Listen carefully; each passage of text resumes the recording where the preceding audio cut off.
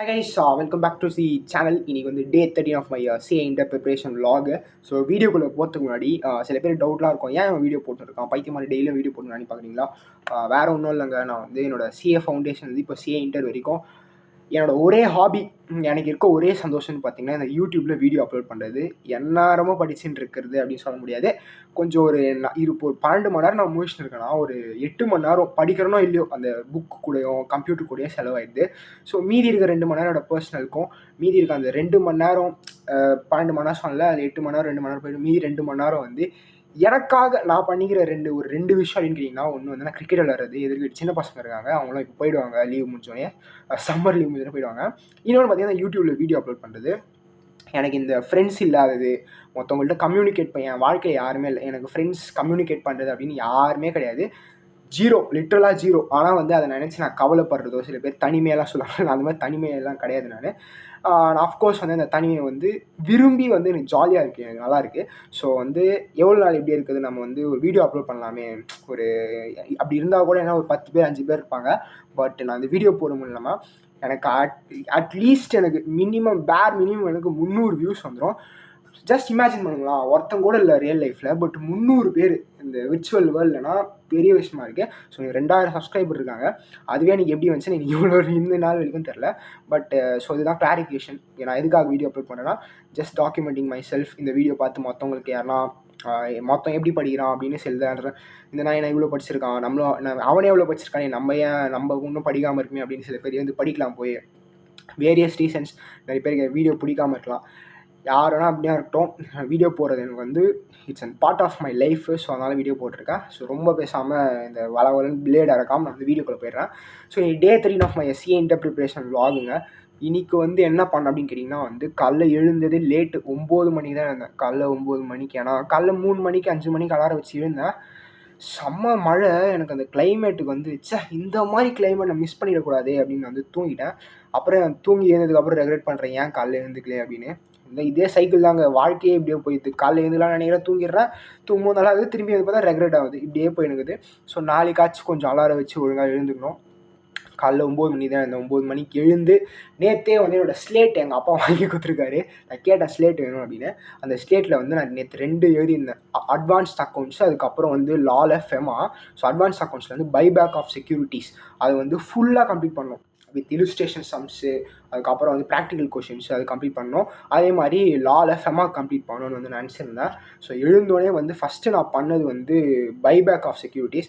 என் வாழ்க்கையில் வந்து எனக்கு ஒரு டிஸ்ட்ராக்ஷன் அப்படின்னு ஒன்று இருக்குன்னா 2 விஷயம் தான் இருக்குது. ஒரு விஷயத்தை வந்து நான் டோட்டலாக கட் பண்ணிட்டேன், இன்ஸ்டாகிராமில் ரீல்ஸ் பார்க்குறது. ஸோ நான் இன்ஸ்டாகிராம்லேயே வந்து ஆக்டிவே கிடையாது, நான் இன்ஸ்டாகிராமே யூஸ் பண்ணுறதில்ல. எப்போனா உள்ளே போவேன், என்ன மெசேஜ் பண்ணிக்காங்களே, ஏன்னா ஃபாலோ ரிக்வஸ்ட் வந்து பார்க்குறத தவிர நான் இன்ஸ்டாகிராமில் ரீல்ஸ் பார்க்குறேன். ரீல்ஸ் அடிக்ட் அப்படின்றது நான் சுத்தமாக ஏற்றுட்டேன். ஸோ இன்னொரு பெரிய அடிக்ட்னு பார்த்தீங்கன்னா ட்விட்டருங்க, x.com. ட்விட்டர் பேர் மாத்திரம் எலான் மஸ்க்கு, x.comனு. அதில் தான் ஸ்க்ரோல் பண்ணியே இருப்பேன் நான், இன்னும் கூட பண்ணியிருக்கு. பட் இன்றைக்கி வந்து நான் ட்விட்டரை வந்து என்னோடய கன்சம்ஷன் டைம் வந்து லிட்ரலாக வந்து 20 மினிட்ஸ்க்கு மேலே கூட இருக்காது. 20 மினிட்ஸே அதிகம் தான், பட் நான் யூஸ்வலாக வந்து 1 or 2 hours கூட ஸ்க்ரோல் பண்ணுவேன். இன்றைக்கி வந்து டோட்டலாக கட் பண்ணிட்டு ஒரு 20 மினிட்ஸ் தான் ஸ்க்ரோல் பண்ணியிருப்பேன். ஸோ ட்விட்டர் அது கட் பண்ணதாலே என்னோடய ப்ரொடக்டிவிட்டி டைம் வந்து ரொம்ப அதிகமாகிடுச்சுன்னு சொல்லலாம். கடந்த 2 நாளாகவே எனக்கு நல்லா ஃபீல் பண்ணுறேங்க. நேற்று வந்து ட்விட்டர் யூஸ் பண்ணுறது கம்மி பண்ணிட்டேன், இன்றைக்கும் கம்மி பண்ணிட்டேன். ஸோ என்னோடய ப்ரொடக்டிவிட்டி எஃபிஷியன்சி வந்து எனக்கே தெரியுது. ஸோ இன்றைக்கி buyback of the securities first என்னென்னு பார்த்தீங்கன்னா, பிடிஎஃப் இருக்குல்ல, பிடிஎஃப் டவுன்லோட் பண்ணிட்டு நம்மளோட மேரத்தான் வீடியோஸில் வந்து அகிலேஷ் கோடாலி சார், என்னோடய ஃபவுண்டேஷன் குரு, அவர்கிட்ட வந்து அக்கௌண்ட்ஸ் கற்றுனேன். அதே மாதிரி வந்து இதுலேயும் வந்து நிறைய பேர் கேட்கலாம், மேரத்தான் வீடியோஸ் பார்த்து படிக்கிற லூசா நீ அப்படின்னு போய் கேட்கலாம். நான் ஒரு கிளாரிஃபிகேஷன் என்னன்னா, மேரத்தான் வீடியோ பார்த்து மட்டுமே ஒருத்தனால வந்து எதையுமே படிக்க முடியாது, அதுதான் உண்மை. நிறைய பேர் ஏன்னா மேரத்தான் வீடியோஸ் பார்த்து எப்படி ஃபவுண்டேஷன் பாஸ் பண்ணிட்டானா அப்படின்னா, மேரத்தான் வீடியோ பார்த்து மட்டுமே எவனாலையும் பாஸ் பண்ண முடியாது. அதனால பாஸ் அது பூஸ்ட் ஆகலாம். நான் அது மட்டுமே பண்ண மாட்டேன். இல்லை புக்கில் நான் பார்ப்பேன், அட்ஜஸ்ட்மெண்ட்ஸ் எதனா டவுட் இருக்கும், அது வேறு எதனா யூடியூபில் பார்ப்பேன்.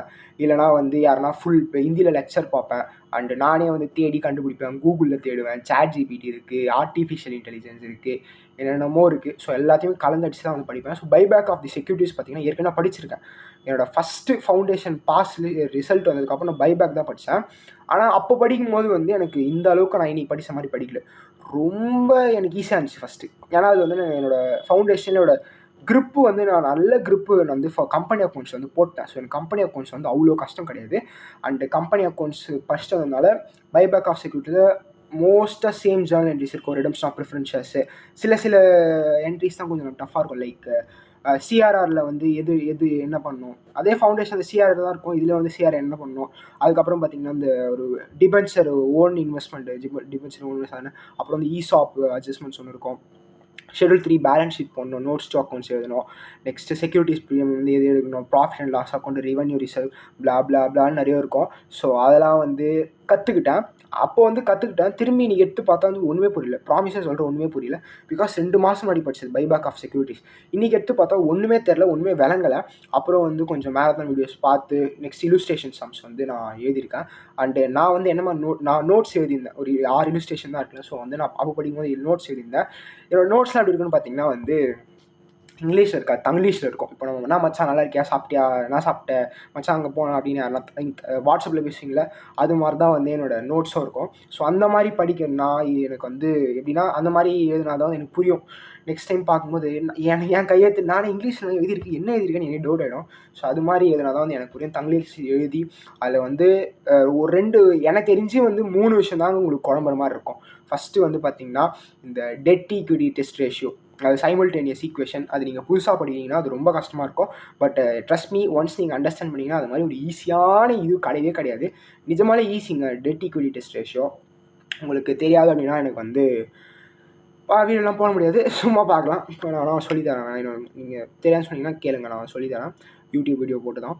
அதுக்கப்புறம் பார்த்தீங்கன்னா அந்த ஓன் இன்வெஸ்ட்மெண்ட் டிபென்ச்சர்ஸ் இருக்கும்ல, நீங்கள் டேரக்ட் என்ட்ரியாக வந்தீங்கன்னா மேபி நீங்கள் வந்து போனஸ் இஷ்யூ ரிடம்ஷன் அந்த என்ட்ரிலாம் போடுவாங்க, ஜேர்னல் என்ட்ரிஸ். ஸோ அது உங்களுக்கு வந்து ரொம்ப குழப்பமாக இருக்கலாம். பட் ரொம்ப ஈஸியாங்க. ஒரு தடவை கற்றுனீங்கன்னா டியூ என்ட்ரி, அப்புறம் வந்து பேங்க்கில் போடுறது, பைபேக்னா என்ன, அதான் அப்புறம் ஈஸியாக இருக்கும்.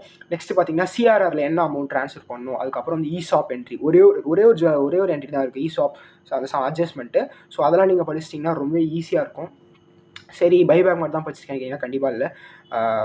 டிவிடெண்ட், என்னோடய டிவிடெண்ட் சாப்டர் இருக்குல்ல, ஃபெமா படிக்கணும்னு நினச்சி, பட் டிவிடெண்ட் வந்து எனக்கு ஃபெமா இருக்குன்னு நான் படித்து வச்சுருக்கேன். ஃபுல் க்ரிப்லாம் இல்லை, படித்து வச்சுருக்கேன். சரி நம்ம எதுக்கு படித்ததே படிச்சுட்டு இருக்கோம், கொஞ்சம் அதுக்கு என்ன படித்தது ஃபுல்லாக முடிச்சாங்க எனக்கு கிடையாது, நான் சொல்கிறேன். சரி கொஞ்சம் எக்ஸ்ட்ராவாக ட்ரை பண்ணலாமே அப்படின்னு டிவிடெண்ட் வந்து சாப்டர் எடுத்து வந்து லெக்சர் தான் பார்த்துட்டு இருந்தேன். ஸோ லெக்சர் யாருன்னு பார்த்தீங்கன்னா நம்ம கௌஷிக் முகேஷ் சாரோட லெக்சர் தான் பார்த்துட்டு இருந்தேன். அதில் வந்து சோர்சஸ் ஆஃப் டிவிடெண்ட்ஸு, ஒரு செக்ஷன் 123, 127 2 செக்ஷன் தான் முடிச்சிருக்கேன். இன்னும் நடுவில் 3 செக்ஷன்ஸ் இருக்குது. ஸோ லா பொறுத்த வரைக்கும் இதாங்க.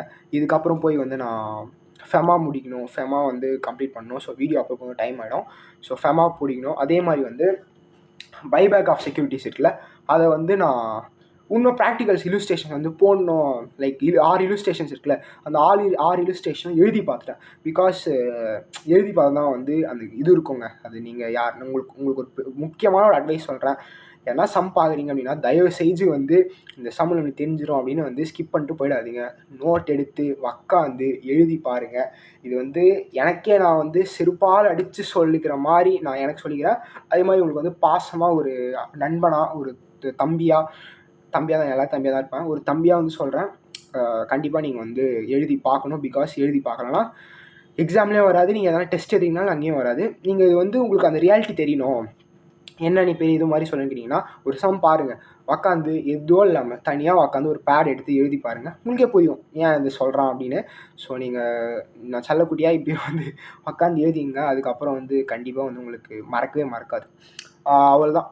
பைபேக் ஆஃப் செக்யூரிட்டிஸ் பொறுத்த வரைக்கும் அவள் தான். நெக்ஸ்ட்டு டே 14 இன்னொன்று வந்து இது மாதிரி டெய்லியும் வீடியோ அப்லோட் பண்ணலான்னு இருக்கேன். என்னால் விளாக் அப்லோட் பண்ண முடியல. என்னால் விளாக் அப்லோட் பண்ணால் யாரும் 1 நிமிஷம் மேலே பார்க்க மாட்டேங்க. கரெக்டாக என்னோடய ஆவரேஜ் வியூ டியூரேஷன் வந்து 1 minute 30 seconds தான் வருது. ஸோ இந்த மாதிரி வீடியோ அப்லோட் பண்ணால் யாரெல்லாம் பார்க்குறீங்களான்னு பார்க்கலாம். ஸோ இந்த மாதிரி வீடியோ வந்து டெய்லி அதை போட வேண்டியது தான். ஸோ கை வச்சு சும்மா தூக்கி போட்டேன்.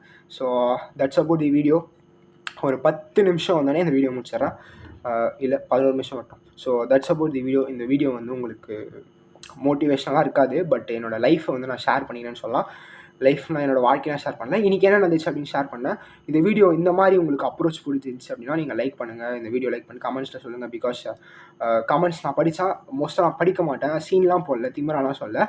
மோஸ்ட்டாக நான் கமெண்ட்ஸ் படிக்க மாட்டேன். பிகாஸ் படிக்க வேணாம் அப்படின்னு நினைக்கிறேன். நான் என் வாழ்க்கையை பார்க்கலாமே, மற்றவங்க என்ன சொல்லுவாங்க தெரிஞ்சு நான் என்ன பண்ண போகிறேன் அப்படின்னு நான் கமெண்ட்ஸை வந்து சுத்தமாக படிக்கிறத அவாய்ட் பண்ணலான்னு இருக்கேன். வேறு எதனா நீங்கள் நிஜமாலே என்கிட்ட எதனா சொல்லணும்னு நினச்சிங்கன்னா நான் டெலகிராம் லிங்க் வந்து கீழே டிஸ்கிரிப்ஷனில் தரேன். அண்டு சிஏ இன்டருக்கும் வந்து டெலகிராம் லிங்க் வந்து ஓப்பன் பண்ணியிருக்கேன்.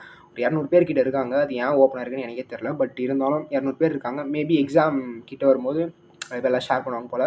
ஸோ டிஸ்கிரிப்ஷனில் வந்து என்னோடய டெலகிராம் லிங்க் தரேன், என் இன்ஸ்டாகிராம் ஐடி தரேன். என்கிட்ட எதனா முக்கியமான விஷயம் எதனா சொன்னால் மட்டும் என்கிட்ட ஷேர் பண்ணணும்னு நினச்சிங்கன்னா ஷேர் பண்ணுங்கள். I'm free. அதே மாதிரி வந்து எனக்கு ஒன்றுமே தெரில, என்ன படிக்கவே தெரியலனாலும் அப்படி இருந்தாலும் ஷேர் பண்ணுங்கள். முடிஞ்சால் என்னால் முடிஞ்சால் சொல்கிறேன். ஆனால் எக்ஸ்பர்ட்லாம் கிடையாது. ஆஸ் அ ஃப்ரெண்டாக என்கிட்ட எதனா தெரிஞ்சால் சொல்கிறேன். அண்டு ஏன் இவ்வளோ நேரம் பேசினேன்னு பார்க்குறீங்களா? எனக்கு கரெக்டாக வந்து அந்த என்னோடய வீடியோ வந்து 11 minutes 11 seconds முடியணும்னு நினைக்கிறேன். ஸோ அதனால தான் வந்து இன்னும் 10:38 இருக்கா? ஓகே, 11 வந்தோடனே கண்டிப்பாக முடிச்சிடும். ஏன்னு கேட்குறீங்களா? நான் அப்படி தாங்க ஒரு வீடியோ 11 போட்டேன். செம்மையாக பிச்சுன்னு போச்சு வியூஸ். அது நான் அன்இன்டென்ஷனலாக போட்டேன் ஒரு வீடியோ. அந்த வீடியோ பற்றி டெலிட் பண்ணிருப்பேன். அந்த வீடியோ வந்து செம்மையாக பிச்சுன்னு போச்சு. 10K நான் அந்த வீடியோ டெலிட் பண்ணும்போது 15K வியூஸ் கிட்டே இருந்துச்சு. ஸோ டெய்லியும் 11 போடலாமே அப்படின்னு ஒரு ஆர்வம், வேறு ஒன்றும் இல்லை. ஓகே, இப்போ 11, 11:02, 11:03, 11:04, 11:05 கரெக்டாக 11 ஆஃப் பண்ணிவிடுவேன். 11:08 பை 11